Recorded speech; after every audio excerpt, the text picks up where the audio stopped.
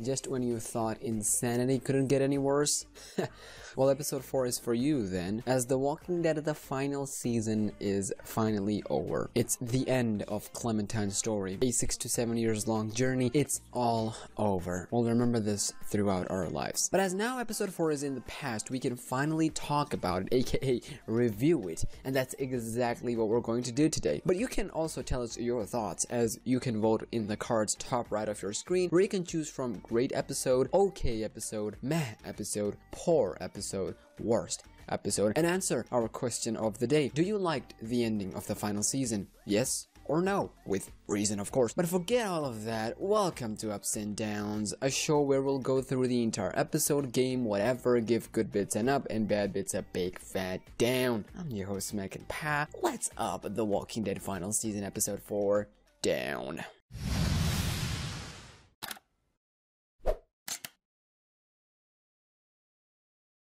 What is up, SmackNPie here, back again with another Walking Dead video. If you're new here and want to see more gaming theories, news, and leaks, start now by hitting that subscribe button and that bell so you don't miss anything. Alright, episode 4 started with previously, as always, but this time AJ is narrating, getting it out. It was fresh, new, emphasizing on the idea that this season is revolving around AJ, since AJ's everything for Clementine. It also gave me chills, as something major about to end, and I like when I get chills during video games. We then start episode 4 exactly where we left off. However, this would have been the perfect time for Lee Dream, but it's not bad or anything, just a wasted opportunity. We then lost our hat way early in the game, as we theorized. We see close calls of trying to get to the ground while saving ourselves and AJ at the same time. There's also a part where if you shoot Lily in episode 3, you'll see her dead body. Remember, this is the only time we're seeing her physically, although there's more to it later down in the episode. But if you didn't shoot Lily, which will prompt James' death, AJ will find James' mask when they're on the ground. Again, more to that later. We then kill a reused model of Badger from season 3, and we get our bow and arrow back. Then Branchen comes in. If in your playthrough Lily is alive, this is where you'll face her one last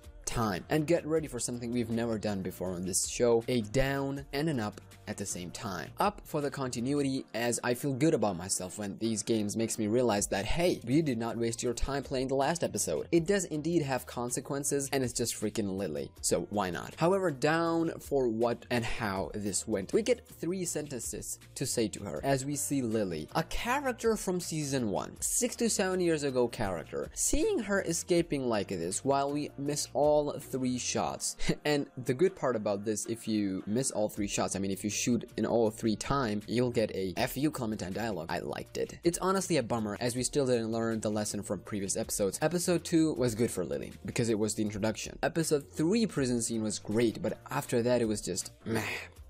We then escape the boat area, getting to the ground. Finally, here we see Lois back. If your Lois is tongueless or tongue with, you'll still meet him regardless. You'll also find Violet. They had this thought of, oh my god, we thought you died. You know how it goes, you know how these determined characters goes. Again, the continuity is important and I like it. But here, something insane happens to Violet. If your main playthrough is Clueless for Life, Violet would get her eyes burned. Insane. She lost her eyesight for a while. Don't worry, she didn't went blind or anything. And again, more onto that later, but this part gets an up. I personally believe they did had plans like this when they cut Lewis's tongue. They just wanted to see Kevin's reaction.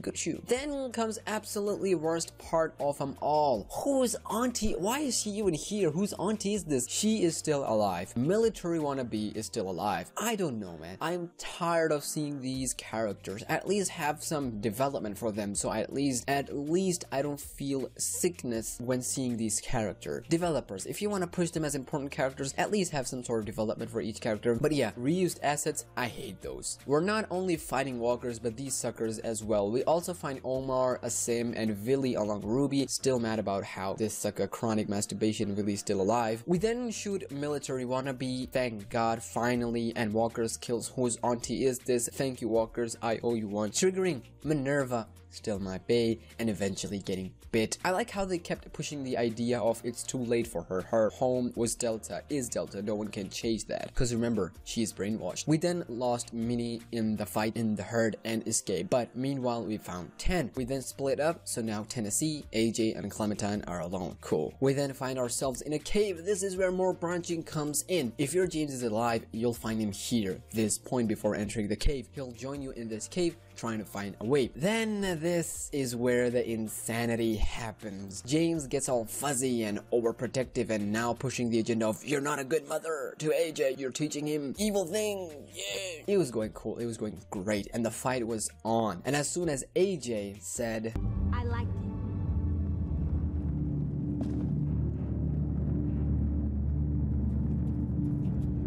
I liked it. He liked killing Lily up. Now I know there was no follow-up to this, and I'm gonna give this a down already here, but for what it was in that context, it was amazing. We then get more Clementine back and forth with AJ, fight with James, and eventually we change James with his philosophy, still don't know why they use that word, as he then changes himself and now making sure that no one follows us by attacking and killing, that's right, killing walkers. Amazing. And this is where both Lily mentioning and James thing will end. No more after this, no nothing. But for what it was fantastic. One final thing, you get one big decision here that'll play out later, to either trust AJ for making hard calls or nah.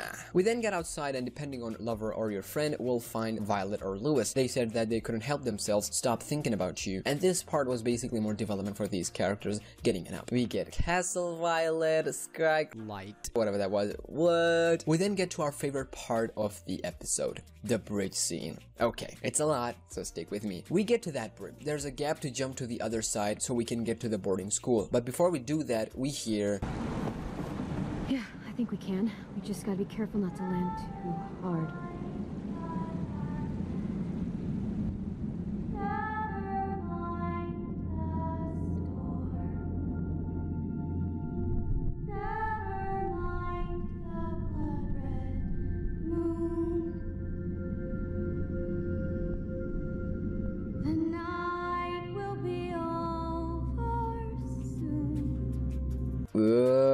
Minerva. Now mind you, she's half alive, half dead, and just wants her brother to be with her after death. And Tennessee, being naive, got us in trouble again. AJ helped him get down to save him from getting shot, but we had to fight back and give Lewis and AJ cover so they can get to the other side. We kill few walkers while AJ gets back to the other side. We then get Minerva. She got an axe with her and we get good back and forth action until Minnie cut Clementine's leg, and now she is dead by getting bullet in her head and attacked by zombies. Clementine get to the other side almost barely, and Tennessee is not listening. Violet or Lewis will try to help him, but he's not budging. Violet's scene was funny as heck. Roll the clip, please. Tennessee, move your fucking ass now! Now is the time where your cave decision comes in. If you trusted AJ for hot calls, he'll save your lover or friend. Or if you choose otherwise, he'll not shoot, eventually getting your lover or friend bodied. Now, even though this is a mega up in some way, that was the yuck part of this entire episode down. The way these characters died, it was just bad. I understand totally why Tennessee would die there, but the way Violet and Lewis died, it just happened so fast. It was like I failed some quick time event. I was like, wait, did I fail some quick time events? What? Where's the dead screen at? Down. And we get to the other side. However, this whole scene gets a golden up, specifically because of Minerva. Ugh. She made this a golden up. Soundtrack, action, you name it, it had it all. We then lost Tennessee or Vi or Lewis, and now we're Clem and AJ alone. While climbing upward, a walker started to eat Clementine's leg, and this is where she gets bit, and the whole tone of the episode just turned from nervousness or excitement to depression and emotions. We hear the words of keep moving forward. It wasn't really helping with them emotions and onions, Clem. We then get to James' barn. While we were going towards that in the morning, AJ is walking in front of us while we're following behind. Clementine's leg, of course, bitten as she was struggling to walk and basically to move on. A scene that really broke me was when you get the option to say, AJ, I love you. That honestly broke me for real. I did not shed a tear, but you know it's worse when it hits you so hard that you don't shed a tear, yet you physically feel the pain as your heart heart turned into shatter of glasses. Getting it up. We get to a barn scene, and I gotta say, Skybound, you did your thing. Slowly transitioning from controlling Clementine to AJ, really smartly executed. I saw it like 5 times now. It is amazing. We then play as AJ, killing few walkers, and now we're alone. Clementine and AJ, we try to help her, but she can't move because of her leg. She really accepts her death and made sure that AJ remembers everything before he moves on alone, on his own. AJ started to cry, and you know it's bad if the toughest survivor of them all starts to shed a tear. You know it's painful. I have never, ever cried for a video game in my entire life for straight 5 to 8 minutes. Straight, no breaks in between. Feeling that this is over. We'll never see her. And even when I'm writing this, I'm getting very emotional. And even when I was editing the gameplay footage, I shed a small tear. Even when I was talking about this to someone, I felt that emotion. That's how hard my love is for this game. And for that, Skybound, you did your job. You did fantastic job, and we love you all for that. Regardless of whether you choose to kill or leave, AJ will swing that axe regardless, and game will throw you to the black screen. This whole scene gets an emotional up. I know people are happy and disappointed a bit for what comes next, but let's go through it first.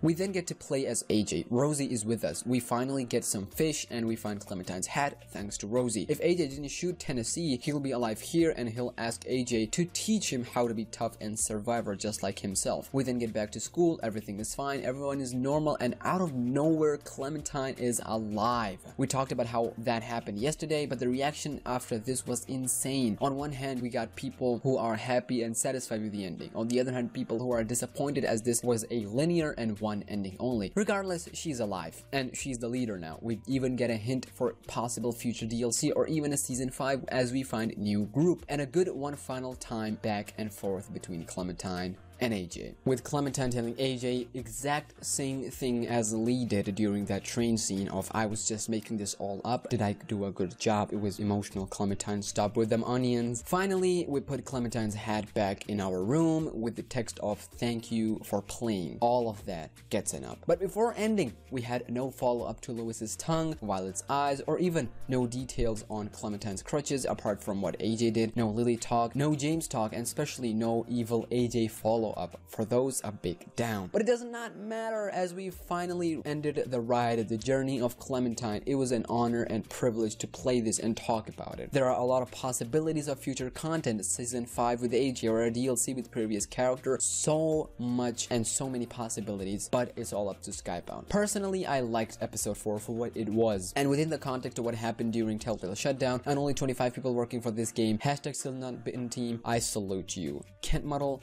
James, Ian, thank you so much for this. You guys are awesome. You did a fantastic job. You guys did your thing and we love you for that. But from a bigger context, I did felt disappointed with not having multiple endings. Yes, we would rather take something new for ending as opposed to repetition from season 1, but I felt like opening up things, a lot of them actually, for finale was just, I don't know. I just expected too much and it's my fault to begin with. I shouldn't have expected this from 35 people on a team that were not even supposed to give us what we got. So again, Skybound, still not been team, thank you so much, we love you that. With that, I would give this episode a solid 8 out of 10 with the statement of insanity at its best. But you can also tell your thoughts down in the comments. Also, you can vote up in the poll of what you think about this whole episode. But with that being said, if you enjoyed today's video, want to see more, hit that like button. If you're new here, smack that subscribe button, become an official member of SmackNPie. I'm your host, SmackNPie. Until next time, take care of yourself and your family, stay humble, and be grateful, and peace.